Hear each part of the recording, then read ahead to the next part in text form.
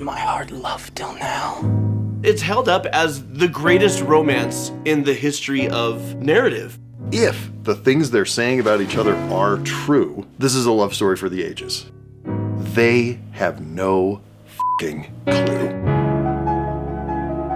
And let's be very clear. This isn't love because love requires you to truly see them, to know them, and to accept them. These violent delights have violent ends. Does that love me? They're both decent, loving, good people. If they had just held on, they might have made it.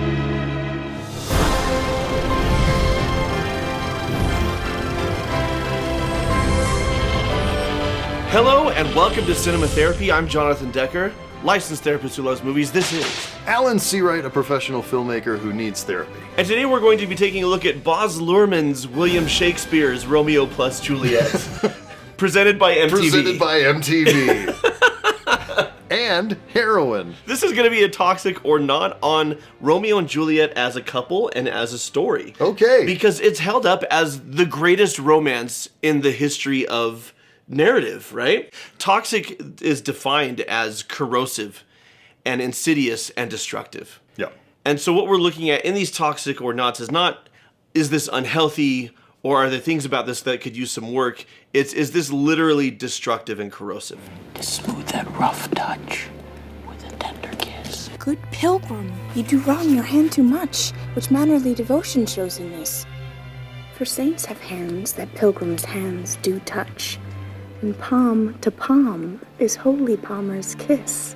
Have not saints She has the most luminous eyes Yeah. of almost anybody. It's wild. Lips that they must use And in I hate to say prayer. this about Shakespeare, but for the purposes of our episode, the words here are less important than the context. He literally just saw her for the first time. Saints do And not literally yesterday was in love with Rosalind. Yes. move not while my prayers effect I take.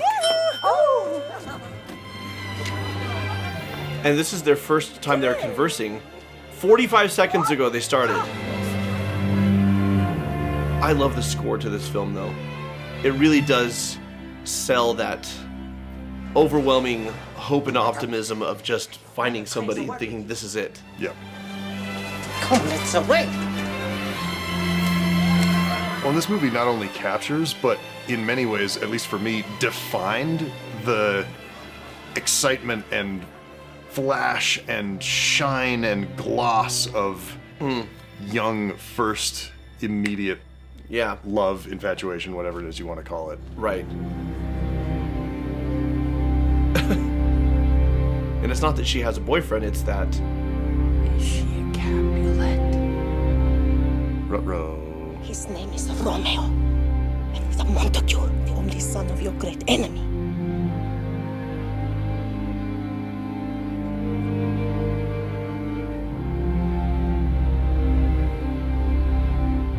so many things to be thinking here. We could never be together because we're from warring families, or is this person, I've been taught my whole life that this family, they're all scum, and yet what a delightful, luminous, light-filled person I've just met. I'm clearly, totally, completely in love, and my entire life has changed. Or has it? I don't know. Our critique is actually not about William Shakespeare's Romeo and Juliet. It's about how the public has responded to it through the ages. Right. Because we could sit here and say, well, Shakespeare was dumb and this isn't real love. Shakespeare knew it. Shakespeare was writing that this is dumb and bad. Young love is this all-consuming thing, and it shouldn't be. Yeah. It is natural to fall this deeply, madly in love when you're 13, teenager, yeah. 14, 16, however old you're supposed to be. But that's not real life. And I remember being in middle school and high school and seeing somebody. You just see him in the hall and you're like, who's that? And then, like, do you remember you had this feeling? Oh, yeah. And then, like, all week, your every thought is this person. This is your brain on hormones and a lack of temperance that comes from maturity. This is your brain on underdeveloped.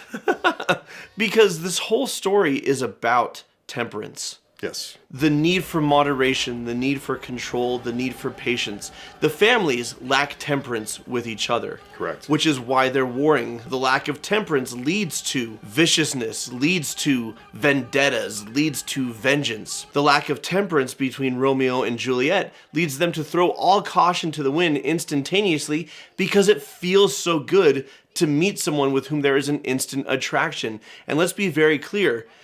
This isn't love because love requires you to see someone for who they are, to truly see them, to know them, and to accept them. That's what makes it love.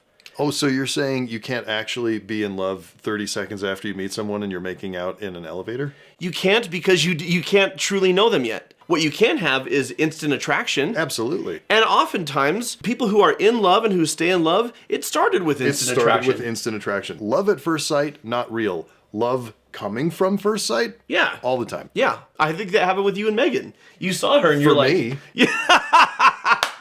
You know what might have helped the Montagues and the Capulets? Group therapy?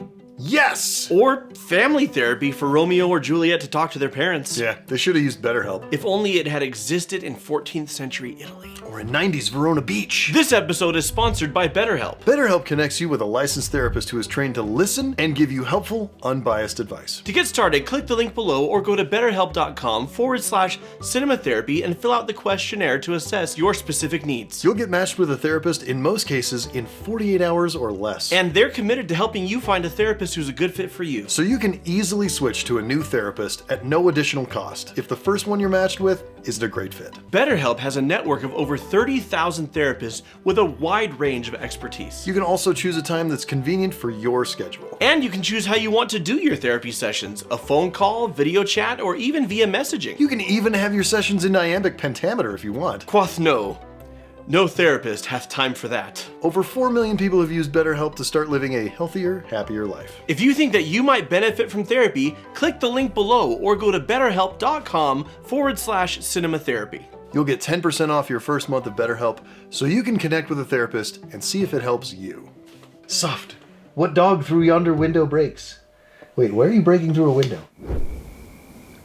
What's in a name? That which we call a rose by any other word would smell as sweet. So Romeo would, were he not Romeo called, retain that dear perfection which he owes without that title. And did he not have the last name of my enemy, he would still be the sweet young man. Or maybe not sweet in this moment. I take thee at thy word. Listen. Immaculate staging and blocking by Baz Luhrmann. I was gonna say, How else are you gonna get Leo DiCaprio's hair wet, which is his entire persona in the 90s? oh my gosh. The garden walls are high and hard to climb, and the place death considering who thou art. With love's light wings did I approach these walls. And listen, again, this is a commentary on young love because it's this double-edged sword. Because it's so new, because you've never experienced it before. It's so pure and innocent and sincere. Yeah. And yet it's not based on any sort of personal experience. Correct. It's not based on any sort of maturity. And it's not based on any actual knowledge of the person. They're both creating a mythologized version of the other person, which is why it feels so romantic. Because if the things they're saying about each other are true, this is a love story for the ages. Yeah. They have no f***ing clue. No way of knowing that. It's so pure and innocent and beautiful. But it's such a rush that until you get your heart really broken for the first time, you just kind of toss all concern out the window and just go for it. We learned from our first heartbreak, temperance in future relationships. Yes. And Shakespeare is commenting on these two are just running with it, throwing caution to the wind. He's like, I don't care about the guards. Let them slay me. It doesn't matter because I love you. Tell you what, me in my 40s, I'm gonna care about some guards with guns. Swords, but... They call them swords, but... Give me my longsword home. You learn it from your first heartbreak and your next, for some of us, a couple dozen heartbreaks. A couple dozen egads. You knew me. I know. When I was single, I was not good at it. I just didn't realize... I was great at it. I just didn't realize the number was that high. Also, I really wanted to say egads somewhere in this episode. Well, check that off. But Soft, what clip approaches? Egads.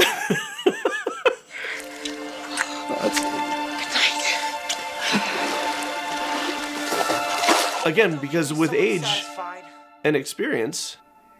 What satisfaction canst thou have tonight? Exactly. I love that she shuts him down. Exchange of thy love's faithful vow for mine.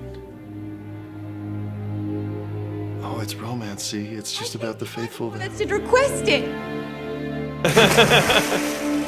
What satisfaction are you gonna get tonight? Just tell me that you love me. And she's like, oh, okay. I do think that's very sweet, even if once again, this could be the seed of love. Absolutely. You know, this could grow into a lifelong, one in a million love story. But they don't know each other, so it's not actual love yet. If thy bent of love be honorable, thy purpose marriage, send me word tomorrow by one that I'll procure to come to thee, where and what time thou wilt perform the rite, and all my fortunes at thy foot I'll lay, and follow thee, my I love lord. that she's having the "what are your intentions with my daughter" conversation with him, and she's the daughter. She's the daughter. Yeah. So why take Billy Shakes Romeo and plus Juliet? Honestly, that's what they should have called it, is Billy Shakes Romeo plus Juliet. Gun. Why take it, set it in the 90s? Because it's bitchin'? But was a lot of talk about making this relevant for modern audiences, Sure. right? And I honestly think in the hands of a different director it would not have worked. Oh, it would have been super cheeseball and lame and like, hello, fellow kids. Like, it would have just had that vibe everywhere. You murdered him for that? Well, he murdered Bill Shakespeare. What? Oh. And this, it just oozes, like, this defined Yeah. what being a teen in the 90s felt like. Even Yeah. though my life did not resemble that in any way. I did not have a cool car, I did not walk around with guns, and none of my friends were incredible cross-dressers. I wish I had a friend like Mercutio in high school, but I did not. These violent delights have violent ends. So One of my favorite lines ever in the English language. Powder which, as they kiss, consume. The sweetest honey is Steven Spielberg's favorite actor. in his own With good reason. Therefore, So was it common, these ultra short courtships, Romeo or is this, daughter. to our thesis, Shakespeare commenting on This is a problem. a lack of temperance? And I think it's Shakespeare commenting on this is a problem. yeah, because the conversation is, wow, like, we're vibing. We really click. You're into me, I'm into you. When can I see you again? At the altar tomorrow. Yeah, because Juliet basically says, if your intentions are marriage, meet me tomorrow at the chapel. Right. And if your intentions aren't marriage, then tell me and leave me be so I can get over you. I mean, this is, you know, Shania Twain's "If You're Not In It For Love, I'm Outta Here," just really sped up. And written better. Well, no offense, Shania. No, it's a I good know. song. Everything is written worse than William Shakespeare, almost. Except for Ted Lasso. True. Yes. Yes. Here's some important questions to ask yourself and your partner before you get married. What do you want out of life? Oh. What do you want out of a marriage? What does that relationship look like? Yeah, they haven't covered that. Kids, do you want them? How many? How do you want to raise them? What's your parenting style? Finances. Haven't talked about that. Like, how are we going to live? How are we going to survive? And are we savers? Are we spenders? Do we like to take big vacations with a small house or a big house and stay put? Like, do we value working a lot to have a big life, or working just enough to get by and enjoying a simple life? All of these types of questions are the things you want to ask before you marry somebody. But, Jono, have you considered pretty? I have considered pretty. Sure. So have they. And again, they're young. They're inexperienced. Right. And when we say they're dumb, it's not about IQ. We're not saying these are stupid characters. What we're really saying is they're naive. No, what we're saying is young people are dumb, not because you're dumb, but because you haven't lived long enough to get smart yet. Yeah. Smart is a function of time. Because you haven't made your stupid mistakes yet, where you're Correct. like, I'm not doing that again. So they get married, and as so often happens, it's good for exactly one night. And then... This man's seen some Well, but also it's because of the damn in-laws. Because the damn in-laws come and they, and on both sides. That's true. That is true. Like, they would be fine. That's the thing. You leave it to just Romeo and Juliet. You don't bring any of the in-laws into it. You don't have a Tybalt and you don't have a Mercutio. And these kids make some dumb mistakes and learn and grow together, and maybe it all works out great. It might, and the reason that it might is even though they kind of rushed into everything, and by kind of I mean definitely did, is that Romeo and Juliet are both loving and accepting people. Right. So what happens if a loving and accepting person realizes, oh, here's who I thought you were. Now I'm getting to know you. Here's who you actually are. Okay. Because in both of their cases, neither of them is actually a nightmare or a selfish punk. Like, they're both decent, loving, good people. So I actually think even though they rushed into things, they might have made it. As that name's cursed and murdered her kinsman. I thought thy disposition better tempered. Thy Juliet is alive. There art thou happy. Tybalt would kill thee, but thou slewest Tybalt. There art thou happy. The law that threatened death becomes thy friend and turns it to exile. There art thou happy. Pack of blessings light upon thy back. Wherefore railest thou on thy birth, the heaven and earth?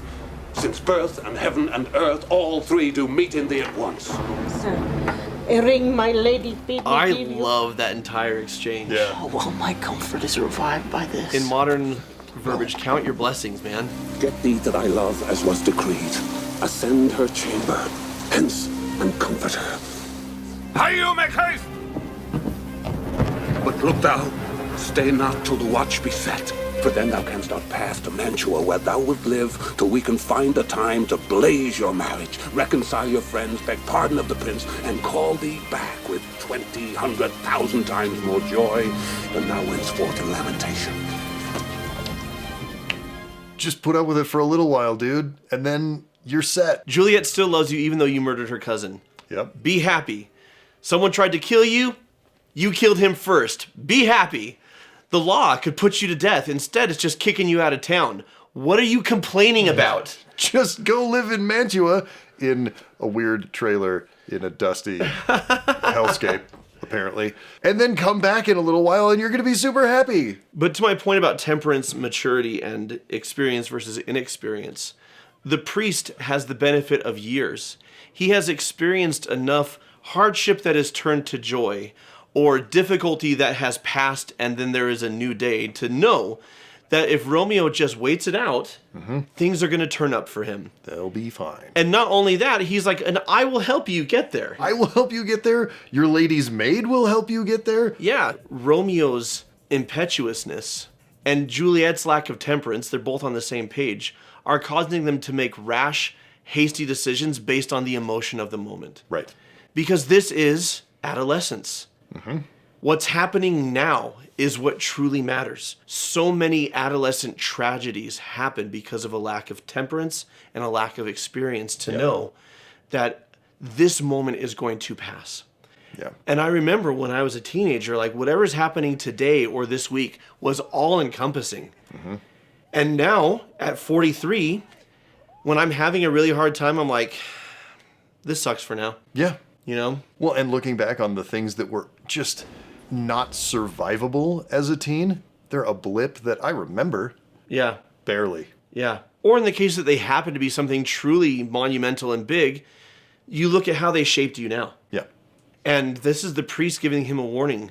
Just hold on. It doesn't look like your normal toxic relationship, when we call a relationship toxic, where someone is abusive or someone is cruel or someone is manipulative. They are sweet and dear and kind and affectionate with each other. And it's still toxic because of the lack of temperance, because of the emotional decision making, because of the immaturity. It is corrosive and destructive to their lives. Well, and if I may, Yeah. I'm going to offer a little therapeutic Do it. advice. The way to overcome this is to listen to the people in your life who are experienced and who are giving you advice. Listen to Friar Father Postlethwaite. Back Tattoo. Postlethwaite. There's probably someone like that in your life. He's probably not nearly as cool. But that's okay. Listen to the people in your life who are saying, hey, just wait it out. Just give it a couple days. Just think about it overnight. Yeah. Listen to those people. They have your best interests at heart, usually, and they know what they're talking about, usually. Madam, and happy time. What day is that? Marry, my child. Early next Thursday morn, the gallant, So, young, and noble you know, gentlemen Sir Paris. Piggybacking off of what you were saying, it's not just because someone is older and more experienced that they deserve your attention, right? Because her parents are older and more experienced, now, but And listening to them is probably not a great idea. It's a terrible idea. shall not make me their Older, more experienced, and with a proven track record of wisdom and kindness. Right. Like Pete Like Postlethwaite. Father Delivered to Postlethwaite. her our decree. These are older, but they're not wiser, Gives you thanks. and they have demonstrated I would the fool were married to her grave. their desire for her has nothing to do with her happiness, honoring her choice. It's Will she about none? their family's reputation. It's Is she not about proud? control. Doth she not count her blessed? And so the father's basically saying, ungrateful wench, because you want to you don't want to marry who I want you to marry. But thankful that you have. Proud can I never be of what I ate! Thank me, no thankings. Not proud now. But back to your fine joints and thirsty legs. Hear me with patience. No. Speak not, reply not. Do not answer me. What about you, man? Okay, young baggage. Disobedient rat. In heaven, bless her! You are to blame, my lord, to rate her so! This you mumbling fool. You are to blame. What? Get thee to church Thursday, or never after look me in the face, and you be mine. I give you to my friend, and you be not hang, beg, starve, die in the streets. Just do it. Beseech So you do what I say, or you're not my daughter. Whew. There's a million toxic things happening in this family right now, but in the terms of being destructive to the family relationship, the parents just torched their relationship with their daughter. Oh, yeah. They're pushing her away when she most needs them. Right. She just lost her cousin. She's secretly married. If there was ever a time for parents who are like, kind of pissed that you eloped, kind of pissed that you married a member of this rival family, but you're our daughter and we're going to stand by you and we're going to sort this out, it's now. Or even just to the point where they're not so immediately jumping on her and like literally pummeling her Yeah. so that she can feel comfortable saying,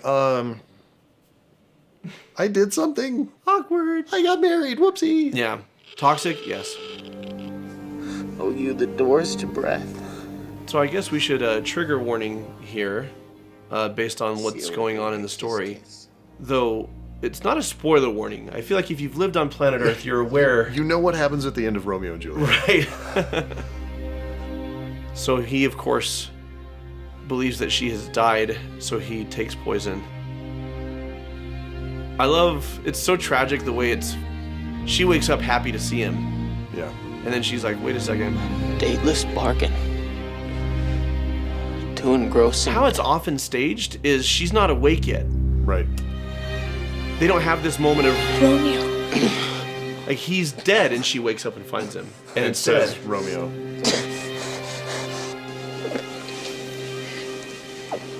And honestly, this is, in my opinion, more affecting. oh, it's devastating. Poison. Don't call. And left no friendly drop to help me after. You know, Baz Luhrmann asks Claire Danes to take some big swings in this movie. Poison yet to think. And there's so many times it might not have worked because it's just too big, Right. and it always works. Yep. And that's why she's a movie star. Not as much as she should be, though, honestly. Well, there's no limit to what Right. her stardom should be, right? Like, she's one of those. She's just so talented.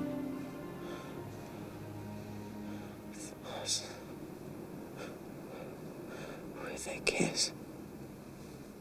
So again, now we go from figuratively toxic to literally toxic. There is toxic poison at play in this scene that is corrosive and destructive. And, you know, we talk about the phrase toxic being overused. And people just kind of throw it around when they say, well, that's unhealthy, or I don't like it, or... And we counter with, no, it has to be actually destructive. But even within that definition, there's a big range. Because the families are classically toxic. Sure. You know, They're destroying relationships. and they're hurting people. violent Yes. and cruel and Physically, emotionally, yeah. and vindictive and petty and shallow and all of these things. And then you have Romeo and Juliet, who on the surface don't appear toxic because we often think of all these other things. Their toxicity comes through their innocence, ironically. Their toxicity is if they had just held on and not made decisions based on the emotion of the moment. If they had practiced temperance and patience and wait and see. But the moment he thinks she's marrying somebody else or that she's dead, he just does these great big things. And Father Lawrence is desperately trying to get Romeo just to hold on. Right. Let the dust clear. And I do this all the time in couples and family therapy. Never make big decisions when you're upset or emotional. Yeah. Don't make permanent decisions based on temporary emotions or circumstances. Sure. Yeah. People come to me like, I want to get a divorce. I can't stand it anymore. And I'm like, so here's what we need to do. We need to get to a place where the emotion of the moment has passed. And if that's still how you feel, then we can start working in that direction. Yep. Right? So much that happens in this movie is a crime of passion. The heat of the moment against others or against self. And so Shakespeare, in my mind, and I think in yours as well, is pleading temperance. Absolutely. Is pleading stop, calm down, assess, and hold on, and then make your decisions. And the great tragedy is that the passions rule everybody in the story to the ruin of all. In the pantheon of our toxic or not episodes, this is the definition of toxic. Yeah. It is toxic in almost every way that a relationship can be toxic, aside from the sweetness and tenderness and love. Oddly, it's apparent. toxic and beautiful. Yeah. Yeah. Which is why Romeo and Juliet is a classic that has been one of the great plays for 500 years. It's why this version, Billy Shake's Romeo plus Juliet gun symbol, is a classic that is beloved. It is a great film. And it's not great because it's a great template for how to live your life. Right. It is a cautionary tale. It is not a go and do thou likewise. So until next time. But soft, what light through yonder window breaks? These violent delights have violent ends. And watch movies. Shout out and thank you to our patrons who over on our Patreon get a whole side of cinema therapy that you're not seeing here on YouTube. Thank you to folks such as Kale Rosser, Alexander Peterson, Darikis, Annalisa Van, and Marat Stepanov. You know who you are. Yeah, and you know what you did. Stepanov. Yeah, so thank you and we love you.